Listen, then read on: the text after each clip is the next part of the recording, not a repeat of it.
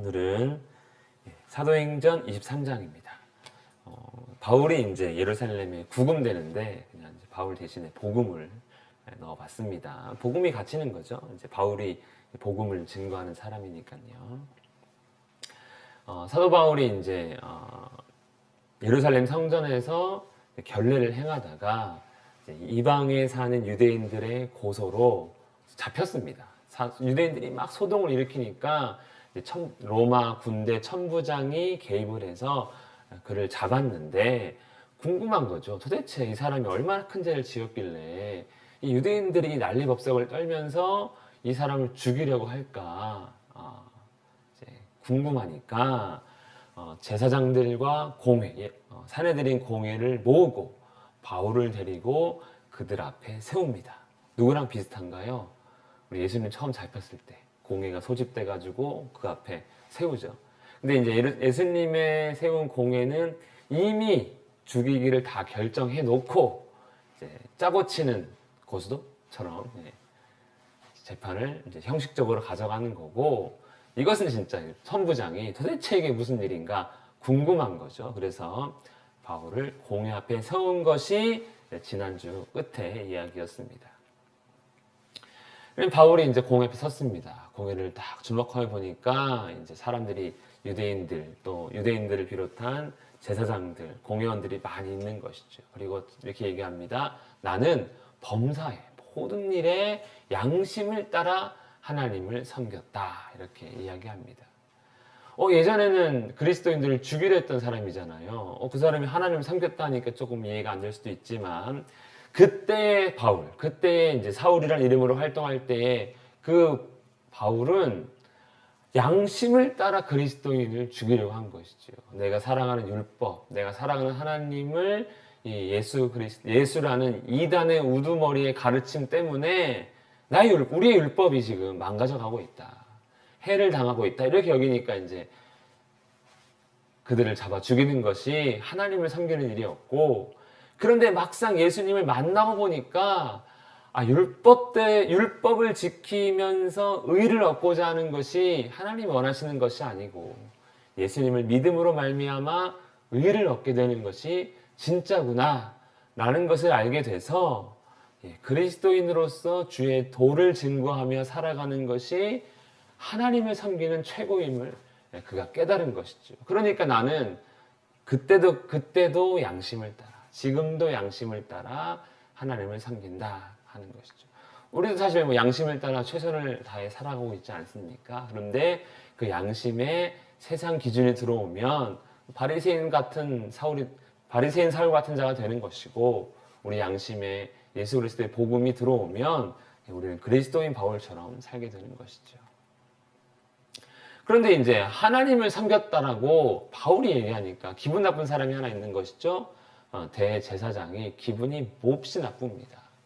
왜냐하면 바울이 그리스도를 섬기는, 그리스도의 도를 증거하는 것, 복음을 증거하는 것을 하나님을 섬겼다고 표현하니까 기분 나쁜 거죠. 하나님을 섬기는 것은 율법을 지키고 전통을 수호하는 거거든요. 그는 그렇게 알고 있는 것입니다. 그러니까 몹시 기분이 나빠서 그 입을 치라 하고 명령을 합니다. 하나님을 섬기는 다양한 방법이 있습니까, 진짜? 율법을 지키고 전통을 지키는 것도 하나님을 섬기는 법입니까? 아니, 어떻게 생각하시는 분들은 아니죠. 이건 자기 생각들. 나한테도 유리하고 하나님도 섬기는 것 같은 그런 생각들이죠.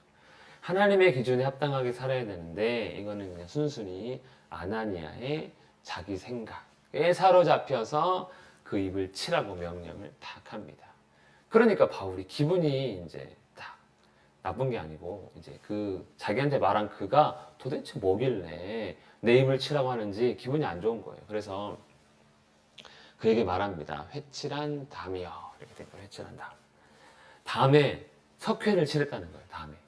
석회는 지금이야 석회가는 별로 안 좋으니까 쓰면 큰일 나겠지만 석회가 하얗잖아요. 그러니까 담을 하얀색 석회로 칠해 놓으면 깨끗하고 아주 금방 지은 담처럼 보이는 거죠. 그런데 석회를 칠한 이유가 금이 가서 곧 언제 무너질지 모르는 그런 다음에 석회를 다 칠해놨다는 거예요. 그런데 네가 그렇다는 거예요. 겉으로 보기에는 깔끔해 보이고 흰 석회 같지만 너는 금이 가가지고 언제 무너질지 모르는 담과 같구나 하면서 이제 회칠한 무덤, 회칠한 담 다 같은 표현입니다. 우리는 이제 이렇게 봉분을 쓰잖아요. 이렇게 볼록한 거 씁니다. 회를 칠하진 않죠. 그냥 흙을 덮는 거니까. 그런데 이제 이스라엘은 돌무덤이나 이렇게 돌무덤을 보통 쓰기 때문에 그 돌에 회를 칠해놓는 경우가 있거든요. 근데 깨끗한 석회를 칠한 뭐합니까? 그 안은 무덤이잖아요. 시체가 들어있는. 그 똑같은 말이에요. 회칠한 담, 회칠한 무덤. 그러니까 너는 겉으로는 멀쩡해 보이지만 사실은 뭐하는 놈이다? 하나님 율법을 어기는 놈이다. 네가 앉아가지고 내 입을 칠하며 율법을 지키려고 하는데 율법대로 심판한다고 하는데 너는 어떻게 율법을 어기고 있느냐? 왜? 지금 그가 한 말은요, 부당한 재판을 하고자 하는 말이에요. 왜? 아직 죄를 정하지 않았잖아요. 지금 이제 공회에 들어와서 서로 변론을 하는 상태인데 정죄를 했단 말이죠. 그러니까 왜 너는 나를 벌써 정죄하느냐? 이거 부당하다. 이렇게 이야기를 하고 있습니다. 그런데 아까 그가 대제사장이었잖아요. 근데 제사장을 향해서 이 회칠한 담이여 하고 누구나 알아들을 수 있는 욕을 했잖아요. 욕을 지금 비유적으로. 뭐 개땡땡 이런 거만 욕이 아니고 이것도 큰 욕이잖아요. 욕 같지 않은 욕이죠. 이 회칠한 담이여 이 욕이잖아요. 그러니까 곁에 있는 사람이 이렇게 얘기합니다. 어떻게 네가 하나님의 제사장에게 욕하느냐? 욕한 거거든요. 그러니까 이제 바울이 말합니다. 나는 그가 대제사장인 줄 몰랐다. 이거 진짜일까요? 가짜일까요? 제가 써놓긴 했지만. 모를 수가 없을 것 같죠? 저도 그렇게 생각하고, 이 본문을요, 제가 그동안 정말 그렇게 생각하고 봤거든요. 조롱하는 거다. 이렇게 하는 거 했는데, 아닌 것 같아요. 이번에 읽으면서 느낀 게 뭐냐면, 지금 바울이 잡힌 이유가 나도 율법을 중요하게 여긴다라고 하는 이유에서 이제 예루살렘 교회 장로인 야고보가 지금 서원을 마치고 이제 머리를 미는 결례를 예식을 행해야 되는데 그 바울 당신이 그 비용을 다 지불해서 당신도 유대인들에게 나도 율법을 중요하게 여깁니다라고 보여줘라 하고 그거 보여주다가 잡힌 거거든요. 그런데 계속 그걸 보여줘야 되는 거죠. 일관성 있게. 여기서 갑자기 율법을 무시하는 자가 되면 누가 시험에 드냐면 그리스도인 유대인들. 예수 안 믿는 유대인이 아니고 예수 믿는 유대인마저 시험 들 수 있기 때문에 그렇게 하면 안 된다는 것 같은 거예요. 그래가지고 이게 진심인 것 같더라고요. 왜냐하면 그 증거로 기록되었을 때 너는 너의 백성의 관리를 비방하지 말라 하였던 걸 나도 알고 있기 때문에 그가 대제사장이었다면 난 비방하지 않았을 거다 하면서 이제 자기가 여전히 율법을 존중하고 있음을 어필하고 있는 것이죠. 그래서 조롱이 아닌 것 같더라고 읽어보니까 그냥 묵상을 하다 보니까. 그런데 바울이 이렇게 얘기를 하면서 쭉 보니까 사두개인 무리가 이렇게 있고 바리새인 무리가 이렇게 있는 거예요. 크게 두 무리가 이렇게 있는 거죠. 공회에. 그래서 이렇게 크게 말합니다. 여러분 형제들아, 나는 바리새인이다. 그런데 내가 지금 여기서 이 공회 앞에 나와서 변론하는 이유가 뭐냐? 죽은 자의 소망, 곧 부활 때문에 내가 지금 이렇게 나와서 신문 받고 있는 거다. 다른 이유 때문이 아니다. 왜냐면 예수님의 부활을 증거하고 있기 때문에 그런 것이죠. 이렇게 얘기를 딱 합니다. 무슨 의미냐면 논쟁을 유발시키는 거예요. 왜 논쟁이 유발되는가? 바리새인과 사두개인 사이에는 큰 신학적 차이가 하나 있는데 그게 뭐냐면 사두개인은 부활이 없다. 천사 없다. 영 없다. 이게 자기들의 신학이에요. 바리새인은 완전 반대예요. 부활 당연히 있고 천사도 있고 영도 있다라는 거예요. 늘 둘 이것 때문에 다투는데 이 둘 사이에 이제 뭡니까? 논쟁을 유발시킨 것이지요. 그래서 바리새인들에게 나를 좀 변호해라. 내가 지금 부활 때문에 이 신문 당하는 거야 라는 거예요. 집사님 부활이 있습니까? 없습니까? 예, 믿는 거죠. 왜냐면 우리는 본 적이 없고 예수님만 부활했으니까 그거 못 봤잖아요. 그러니까 믿는 거죠. 왜냐면은 예수님이 지금까지 행하신 그 일들이 다 사실이라면 부활도 사실이겠다는 거고, 만약에 앞에 거 못 믿으면 뒤에 것도 못 믿는 거예요. 그러니까 우리가 성경에 예수님이 행한 일들을 쭉 나누고 있는 거죠. 근데 바리새인들은요, 구약의 성경을 참고로 거기에 천사도 등장하고 영도 등장하고 죽은 자도 살아나는 게 나타나니까 다 믿는데, 이 사두개인은 모세 오경만 믿어요.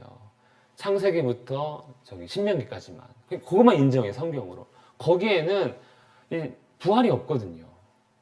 그 다음에 천사도 등장하지 않거든요, 많이. 영도 그러니 따라서 없는 겁니다. 그러니까 이제 다툼이 있는 거죠. 요즘에도 신학적으로 다투는 뭐 여러 가지 문제가 있는데, 같은 교회 안에서 다투는 거는 요한계시록의 내용을 갖고 좀 다투기도 해요. 근데 그 외에는 사실 다투지 않습니다. 예. 근데 이게 다투고 있는 거죠. 부활이 중요합니다.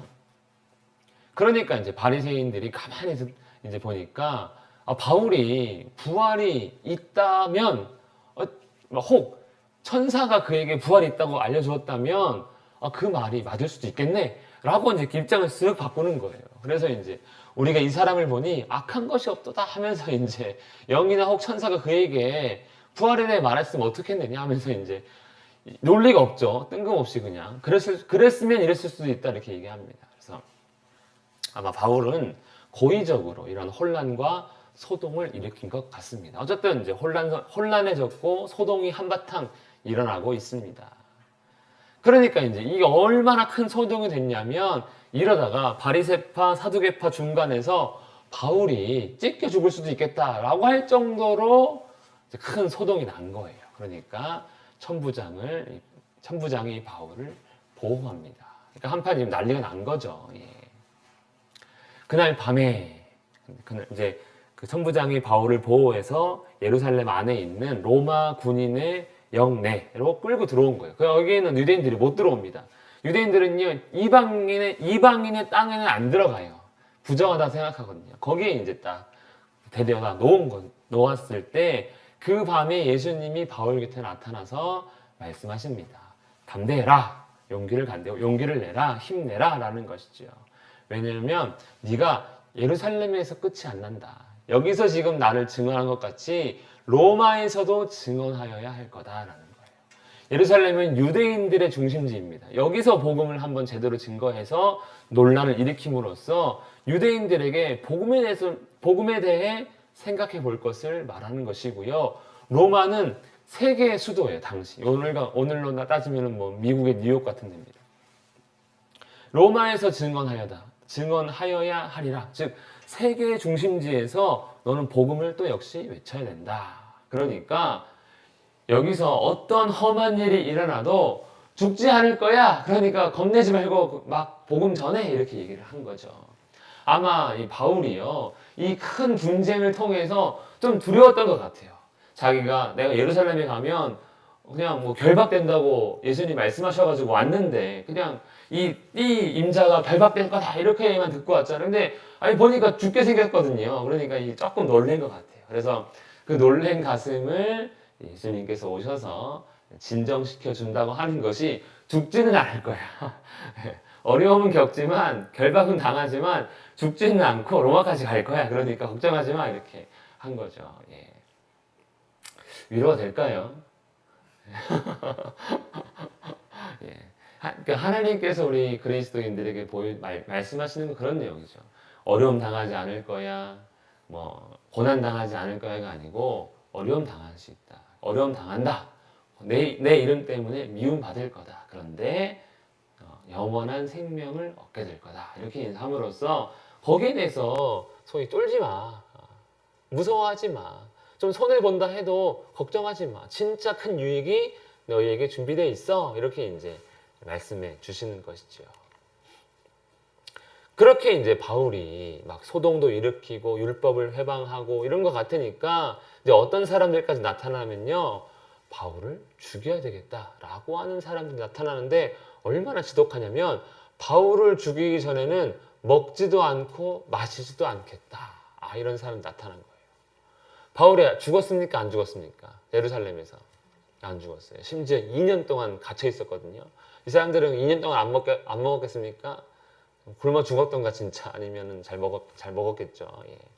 그런데 이 사람들이 지금 율법을 보호하기 위해서 하나님의 율법을 지키기 위해서 결심한 게 뭐예요? 살인을 결심해요. 살인. 좀 이상한 사람들인 거죠. 그러니까 이 사람들이 진짜 율법, 하나님을 사랑하고 믿고 있는가 의문을 가질 만한 거죠. 오늘날 교회도 교회를 지키기 위해 불법을 행하는 사람들이 있습니다. 그거 잘못됐다는 거죠. 하나님이 원하시는 방법대로 해야 되는데 특이한 사람들입니다. 그만큼 예수 그리스도의 복음이 유대교회에 아주 심각한 위협이 되고 있음을 또 반증하는 것이기도 합니다. 그들이 느끼기에도 복음이 너무 강력한 거예요. 이 모든 것을 뒤바꿀 만한. 그래서 이제 죽여야 되는데 그냥 못 죽이잖아요. 지금 로마 영내에 들어가 있으니까 바울이 죽일 수가 없는 거예요. 그래서 작전을 하나 짜는 게 뭐냐면 공회, 대제사장들과 장로들에게 가서 말합니다. 네가 다시 바울과 좀 얘기하고 싶다고 얘기를 해라. 그래서 이 공회로 끌어내라. 그러면 그가 로마 영내에서 예루살렘으로 들어오는 그 길에 바울을 죽이겠다. 이렇게 이제 작전을 짠 거죠. 그래서 이제 공회에 가서 협조를 요구합니다. 그랬더니 공회가 그럼 안 되지. 율법을 지켜야지. 어떻게 그렇게 사람을 저렇게 죽이면 안 되지. 라고 해야 할 공회가 오케이. 그렇게 해서 죽이자. 이렇게 한 겁니다. 예수님 죽이는 것처럼 이제 어떤 모의를 한 것이죠. 그런데 아까 예수님께서 나타나셔서 너 안 죽을 거야 그랬잖아요. 그래서 그런지 갑자기 바울의 조카가 등장합니다. 바울의 생질이 숨어서 그 이야기를 들은 거예요.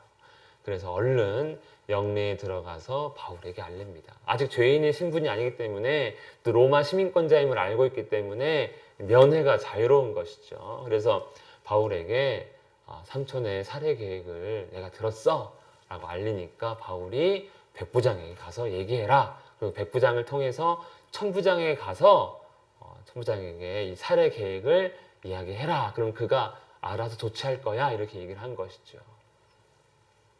그래서 죄수 바울이 나를 불러 이 청년이 당신께 할 말이 있다 하고 천부장에게 바울의 생지를 데리고 갑니다. 백부장이요. 그러니까 이제 천부장이 묻습니다. 뭐냐 했더니 유대인들이 이 바울을 죽이기를 공모했습니다. 그래서 당신이 나의 말을 듣고 이 바울을 좀 보호해 주십시오라고 이제 자기가 들은 내용들을 쭉 이야기를 합니다. 그러니까 이 천부장이요, 마음이 샥 돌아 이제 마음이 지켜야 되겠다라고 한 거예요. 그래서 밤 제3시, 그러니까 9시입니다. 밤 9시에 예루살렘에서 가이사랴까지 갈 보병 200명, 기병 70명, 창병 200명을 준비합니다. 한 사람 보호하기 위해서 대통령보다 더 많은 사람들을 준비하는 거죠. 엄청난 이 경호원입니다. 그리고 이제 심지어 바울을 이렇게 죄수임에도 불구하고 끌고 가는 게 아니고 짐승에 태워가네요. 얼마나 상전이 되는지 그러고 합니다. 왜 그럴까? 이 바울이 로마 시민권자임을 알고 있기 때문에 이제 아주 정성스럽게 보호해서 누구한테 상 받으려고? 자기 윗선한테 내가 로마 시민권자를 이렇게 보호하고 이렇게 지키고 있습니다 라는 것을 이제 말해서 상 받고 싶은 것이죠. 실제로 가이사랴에 지금 누가 있냐면 총독이 있거든요. 그러니까 그 사람에게 이제 보내면서 로마 시민권자를 이렇게 보낸다라는 거예요. 예루살렘 여기 있고요. 가이사랴는 이쪽에 있습니다. 한참 가거든요. 중간에 이제 가이사랴에 보낼 그 교대 인수인계할 장소까지 쭉 내려갑니다. 이게 산지거든요. 산에서 쭉 내려가면서 평지에 다 와서 교대하면 가이사랴로 데리고 가는 것이죠. 천부장이 이렇게 호의를 해서 바울을 데리고 가며 편지를 써서 보냅니다.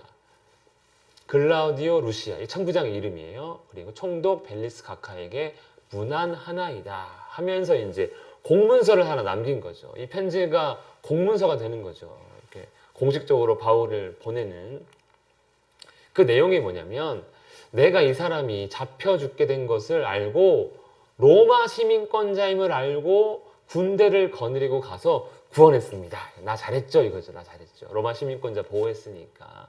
그런데 유대인들이 무슨 일로 그를 잡아서 고발하는지 알고자 이제 신문을 했는데 그들의 율법에 관한 것뿐이지 로마의 법, 그러니까 나라법을 어기는 어떠한 결격 사유가 없음을 발견했습니다. 그러니까 그는 죄인이 아니라는 거예요. 자, 지금 공식적인 편지에 천부장이 기독교 복음은 죄가 없다라고 표현해 주는 것이죠. 그런데 그때 이 사람을 헤아리는 관계가 있다 해서 내가 당신께 보냅니다. 그리고 그들에게는 어떻게 말할 것이냐면 네가 이 바울에 대해서 궁청 고발하고 싶으면 총독에게 가라 라고 내가 말을 해 놓겠습니다 하면서 이제 벨릭스에게 바울을 보냅니다. 이게 이제 편지로 딱 써있는 거예요. 자, 지금 제가 이제 사도행전 이후 후반부에서는 이제 기독교는 유법한 종교가 아니다, 불법 종교가 아니다 라는 것을 이제 몇 번 얘기했는데 천부장의 편지에서도 유법이 아니라는 것이죠. 그러니까 이 사도행전의 이 편지를 받는 사람 입장에서는 로마 사람들이 많은데 이거 유법한 종교가 아니구나, 불법 종교가 아니구나, 우리가 이 종교 생활을 해도 괜찮겠구나 라는 것을 이제 알 수 있게 되는 것이죠. 그러니까 오늘날 우리랑은 좀 상관은 없죠. 우리는 그냥 종교의 자유가 있으니까. 그래서 아까 말했던 안디바드리, 아까 거기가 이제 인수인계 장소입니다. 거기서 데리고 가서 안디바드리에서 바울을 호송하게 하고 영내로 돌아간다. 그러니까 보병은 돌아가고 남은 기병이 이제 바울을 태워서 가이사랴까지 가서 도착을 했습니다. 그러니까 이제 이 벨릭스가 바울에게 난 지금 당장 네 말 듣지 않겠다. 어차피 3대 대면하면 편하니까 또 로마 시민권자니까 신문을 뭐 굳이 세게 할 필요 없으니까 너를 고발하는 사람들이 오거든 네 말도 듣겠다 하고 그를 헤롯궁에서 지키게 합니다. 이렇게 해서 이제 가이사랴로 가게 됐어요. 예루살렘에서 가이사랴로 갔습니다. 바울은요 더 이상 여기서 예루살렘으로 오지 않습니다. 그냥 가이사랴에서 계속해서 재판을 받고 그다음에 구금 생활을 하게 됩니다. 무려 2년 동안 앞으로 하게 되는데 오늘은 여기까지입니다. 오늘 말씀을 잠깐 정리하면 이제 부당한 재판에 대해서 변론을 하고요. 또 주님께서 나타나셔서 격려해 주시고 그때 이제 바울의 살해 계획을 알게 되고 가이사랴로 구금하게 됩니다. 이게 보면요, 이제 그냥 일어난 일 같아요. 우리 입장에서는 바울이 참 이 사람 참 재수 없다. 그냥 예루살렘에 가서 안 가도 되는 걸 굳이 가가지고 잡혀가지고 이 고생을 하고 이 죽일 위기에 처하고 또 이제 가이사랴에 잡히는구나라고 생각할 수 있는데 가만히 보면요, 이 일을 통해서 아까도 얘기했지만 예루살렘에 이제 복음이 변론이 되는 죄가 없고 불법이 아니고 그리고 예수 그리스도의 복음이 더 강력하게 증거되는 계기가 마련되는 것과 동시에 이 가이사랴 구금됨을 통해서 이게 이제 로마로 이어지는 시작점이 돼요. 아까 로마에도 가야 된다라고 했잖아요. 예루살렘에 있으면 죽을 수도 있는데 어떻게 하다가 로마까지 이제 가이사랴로 갔는데 여기서 재판 받다가 바울이 나 가이사랴 그 황제에게 상소하겠다 해가지고 여기 벨릭스 총독이 나중에 이제 로마로 보냅니다. 그것도 호위병을 붙여가지고 왜냐면 황제 앞에 가야 되거든요. 그래서 이 가이사랴가 이 로마로 이어지는 나중에 로마로 가게 되는 시작점이 이 가이사랴 구금 사건입니다. 그러니까 이 복음이 구금된 이유는요 다 하나님의 큰 계획 안에 있다는 것이죠. 우리가 그리스도인으로서 어려움 당할 수 있는데 이렇게 얘기하면 조금 받아들이기 어렵죠. 저도 어렵습니다. 다 하나님의 계획이다 하면 어렵지만 그건 또 사실인 것 같아요. 우리 인생이 내 뜻대로 안 되잖아요. 우리 뜻대로 됐으면 이렇게 안 살고 있겠죠. 다 다른 큰 죄 안에서 살고 있겠죠. 그렇지만 내 계획대로 되고 있지 않기 때문에 하나님도 알아가고 또 그 안에서 또 기쁨도 누리고 만족도 얻게 되는 것 아니겠습니까? 그래서 고난을 당하는 복음만 볼 것이 아니고 이 모든 것이 하나님의 계획 안에 있다라는 것을 우리가 기억했으면 좋겠습니다. 자, 기도하고 마치겠습니다.